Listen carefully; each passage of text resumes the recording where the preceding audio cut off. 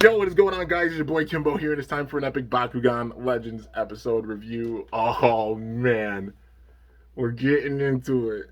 It's getting real, bro. It's getting real. We're in the double digits, the big 1-0, or in this case, big 1-0. Yeah, or big 1-0, if you will. Episode number 10 up in here. Double digits, man. Not too much left, but you know things are about to get real. So, of course, 5 seconds for anybody who doesn't want to be spoiled on it as your warning. Yeah, you've been warned. So, getting into this episode, they're all sitting in Studio D and they're trying to think of some sort of strategy that they could do because they're down number wise. So it's literally yeah, they've got like 5, like Kanosh has 5 people left, 4 that are unknown, including Reed, Gregorius Reed, who recently like reappeared and everything. Reed appeared.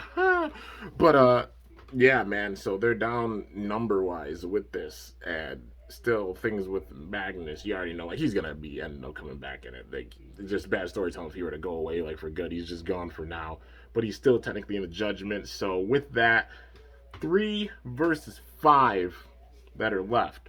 So they're still down number wise, and they got to put in that work. Even with Dan getting the win last time against Tico and you know, and Trip, they still got some work to put in. But they're sitting there trying to think of a strategy and everything. And Dan's just like, we just got to go and fight. Like at this point, we don't know who it's gonna be, like what's gonna happen. We just got to go in and fight, you know. Which I mean is the smartest thing, honestly, for it. And like just being real, like you got to go for it. Like try to think like, how can you go and make a strategy for an opponent you don't even know? It's unpredictable and different with each one.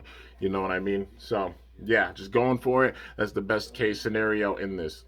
Yeah, man, while they're sitting and they're making the strategy, Bright Light shows up, so it's a given. The Swarm is showing up, getting them for the next round of the Battle Judgment. So the next place is actually in Auropolis. So we go into Auropolis for this one, man. And honestly, it's pretty fitting for this. Like, the way this goes down, it's really fitting. So with it, when they show up, you know, one of the people that's there is Gregorius Reed. So, of course, seeing him, it being like in the shadows, who's left, you know what I mean? And it makes sense, I guess, in that context. Like, not letting them know. Don't let them know your next move. And Hinosh has been really clever about this, man. But he's got Gregorius Reed with this. But the second person that shows up, so it's down to Dan and Athena, the only 2 like that are left with it. You know, the Awesome Brawlers. And it's up to those 2. It's not only Gregorius Reed with Villock, but also with this, who shows up. It was a given with him being missing in a previous episode and such, not being there. But that being none other than Mr. Marlowe Faustus.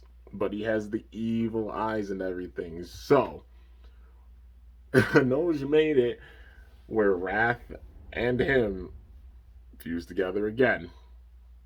You know, into one being and such. And basically, at this stage, Wrath is taken over, and he's like, I don't care about it, like about Faustus. Like, he was a frail ass mother trucker that couldn't fight for nothing. Basically, just saying that, like he was so weak. And so, when I win this, Hinosh has said that I will have full claim to this body and such, and I'll never revert back again with it.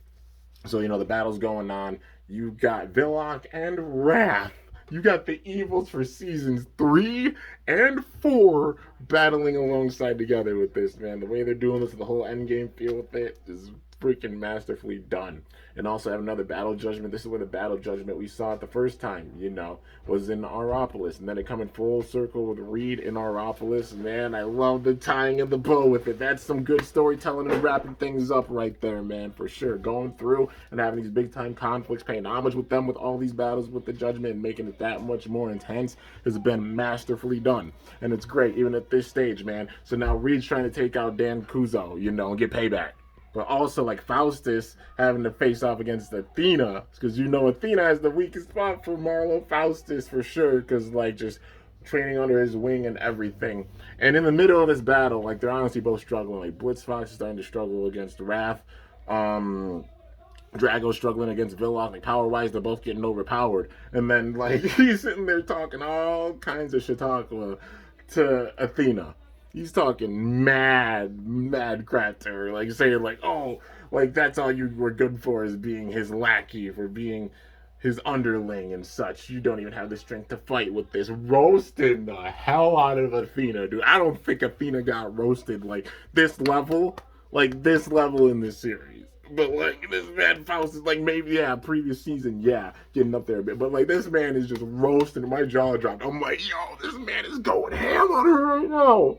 He is roasting the dog crap out of her right now. Oh my lord! But in the middle of it, she's like, yeah, it's true. I supported Faustus and everything that he did, but he did so for the sake of Earth and Vestroya. And that's not something that you're doing. So, in order to save him, I must defeat you here and now. And turns it, and you already know, man, it gets intense. So, Blitzfox is down to like near the lowest level of health at this point, but then comes back with a major attack.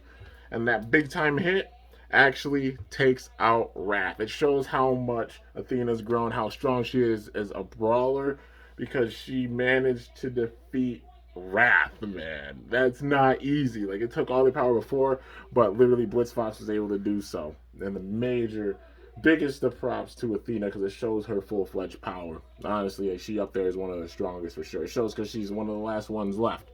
But the catastrophic thing with this is that at the end, Hinoge is like, is it really over? Blitzfox runs out of power as well. Even though it's like, it happened afterwards, and afterwards Blitzfox faints. But it was after Wrath did. It wasn't at the same exact time, but with it still fainted. And with that, Hinoge counts it as a draw. So with that, not only being like not only Faustus Wrath being eliminated, but also with Blitzfox going down, Athena has been eliminated, dude. And that's a big loss because she's really freaking strong. So now we're at the Mechtanium Surge kind of vibe with this, like, first era. Okay, this is the homage, anybody who doesn't know, and sorry if I spoil you with this, but Mechtanium Surge, the first arc and the second arc are different, but with the first arc you see a reference to this a little bit. It's the first thing I thought, like, all the forces getting cut off, but Spectra just saying, it's up to Dan and Drago to finish this. It felt just like that because Athena went down. Dan's the last one of the awesome brawlers that is left now, but he's still fighting Villank out there.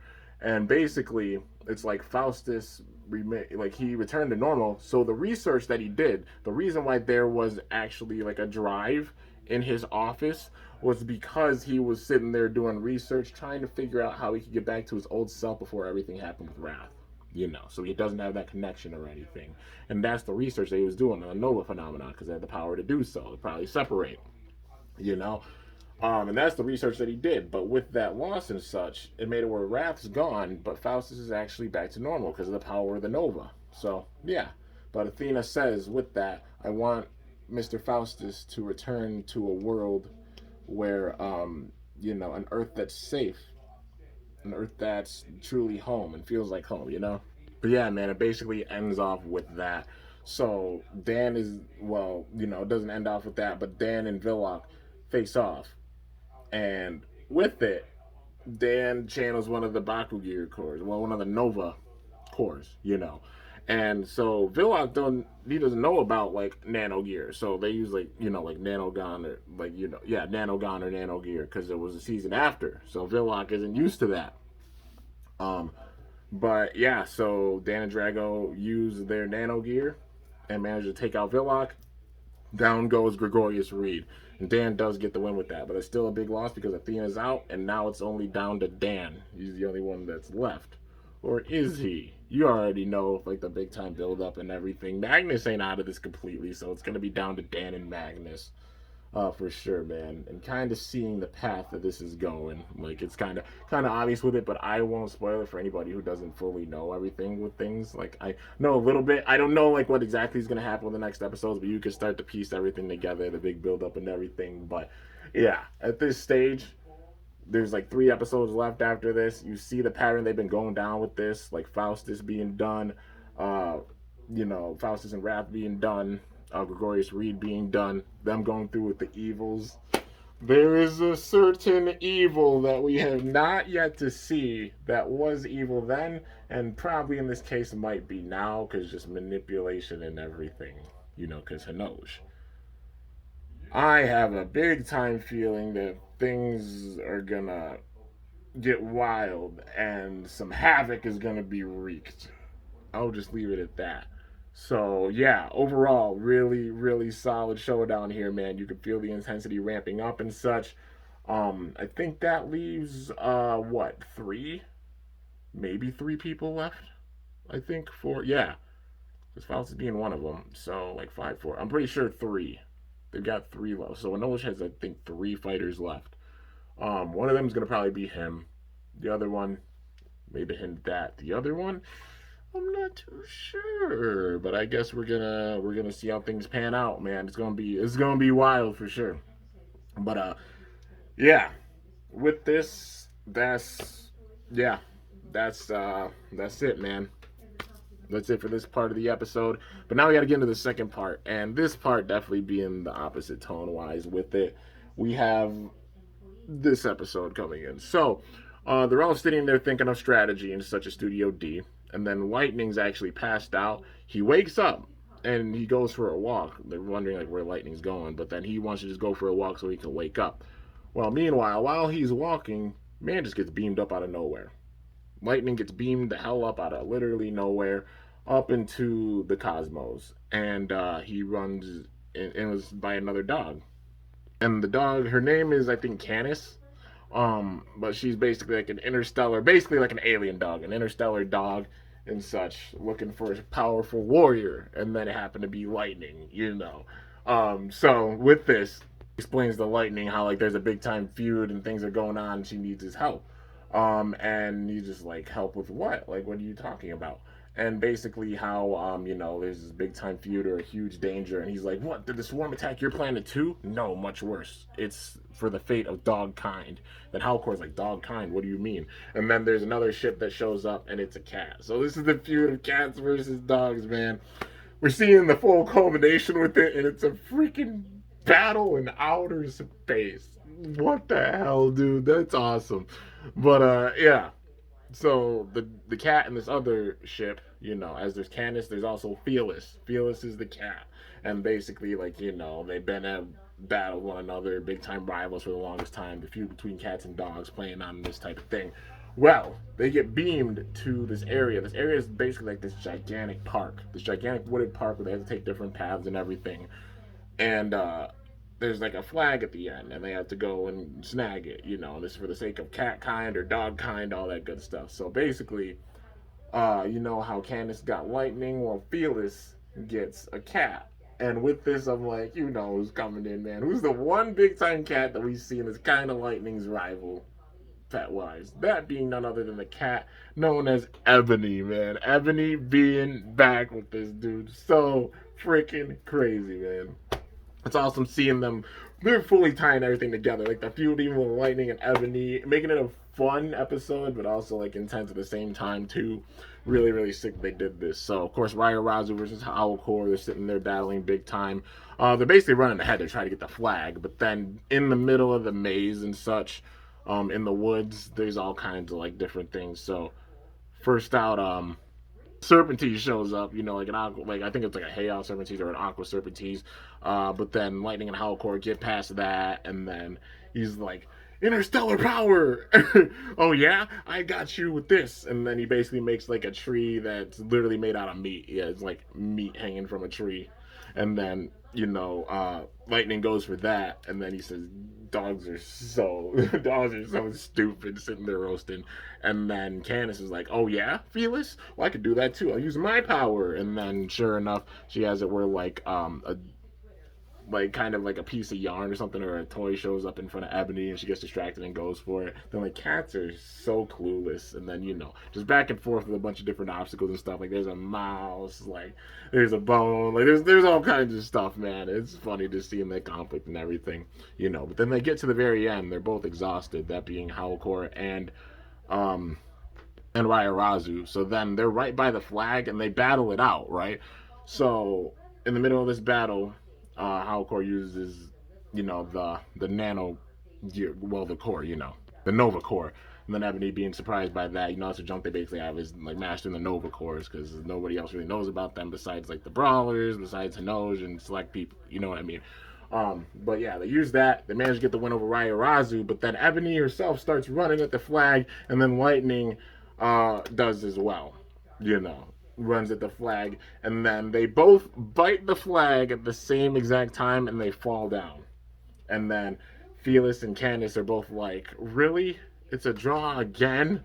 So I guess this 30 million long year struggle still continues on. So the whole history of like the evolution of like cats and dogs and everything. Of course, like the feud of cats and dogs, you already know. But making it like that fun feud and fully putting the bow and wrapping on it, man. And just the way they've done this with all these episodes and everything, like wrapping up loose ends, whether it's been like Shun and McHugh, or it's been like Reed and Dan, or in this case, Ebony and Lightning. Like all these feuds and everything has been masterfully done, man. It's been done very, very well, and I love the story of this. It's already up there with the others as well, because this endgame feel makes it up that way, and they've fully capitalized on it for sure, man. And it's great. But as they're both falling down off of the pedestal, if you will, Lightning lands on the ground. He lands, and it's actually like him falling off falling off the couch. So he was actually dreaming with that. He was still sleeping and dreaming, but he actually woke up after that one. He was like, what was that? It's so confusing. Like, was that a dream or what? Wow, that was intense. And then he like walks outside. You see him walking off outside, but the flag that they were chasing after is at the top of Studio D in the roof. So yeah, man, it's like, hey, a little Easter egg. Was it real? Was it not real? I guess you'll never know. But yeah, hinting that like, yeah, it happened, but then just got beamed back or something. But yeah, just a fun little Easter egg kind of episode and everything with it. But still, further in that feud with like Lightning and Ebony, and just putting the bow on it fully with that, man. But yeah, so overall, it was cool seeing how that wrapped up with that and everything. So overall, a really intense episode. Having the first part, which is obviously really intense, having like Wrath and freaking, uh, you know, Villock involved with things, getting through those battles, the intensity of it. Dan being the only one left out of the awesome brawlers, but still, there is a wild Magnus out there, so he's not alone. I think it's overall still numbers 3-2. They're gonna have to come together. They're gonna have to, because like all the evils and stuff have gotten that much stronger over time. Because Hinoj hasn't been playing, just the tiers have been going up and up and up more. And yeah, man, you already know. Like I said, I think some Havoc's gonna be wreaked in like the next one. But yeah. Anyways, man, talk about intense, talk about wild, talk about sick. That was freaking sick. But yeah. Anyways, guys, that is basically everything for this episode. A really good one, really solid one, super intense, really fun episode part with like Lightning and Ebony and everything. It was sick. The balance with this episode, the end part, the second half, cooling down things. It's like that building of the plot and how things are getting more and more intense and starting to boil over, but then having those fun episodes that keep things still like calm and soothing and still fun, like the fun that we know with Bakugan, with the intensity building. And that's the balance right there, man. I love it for sure. Legends has been an amazing season thus far. Can't wait to see the last 3 episodes, dude. We're in endgame territory. Maybe it might be tomorrow where I finish it. If not, maybe Monday, but you'll see. Anyways, that's going to do it, y'all. Hope you enjoyed. If you did, be sure to slice that like button down below. Let me know how I did. If you're new to my channel, definitely be sure to subscribe for some epic content because I upload daily. And if you haven't already, be sure to ring that bell by my channel name to be notified whenever I upload a video. So yeah, guys, till next time, it is your boy Kimbo signing off. See you guys later. Thanks so much for watching. Till then, stay awesome. And Bakugan Brawl. I'm up out of here. Of course, let me know your thoughts in the comments as well. This was a good episode, man. Hell yeah. Can't wait to see the last 3. But I'm up out of here.